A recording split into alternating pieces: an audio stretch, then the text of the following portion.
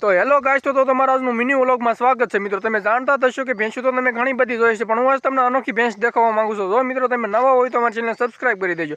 તો મિત્રો જો વિડીયોને એન્ડ તક તમે જોતા રહેજો। તો મિત્રો તમને હું બતાવવા જઈ રહ્યો છે કે બે મોઢાવાળી ભેંસ। તો મિત્રો તમે પણ વિડીયોને એન્ડ તક જોજો। તો હાલો મિત્રો હું તમને બે મોઢાવાળી ભેંસ તમને બતાવવા। હાલો મિત્રો, તો મિત્રો તમે પહેલાં તો આ ભેંસ તમે જોઈ લો મિત્રો।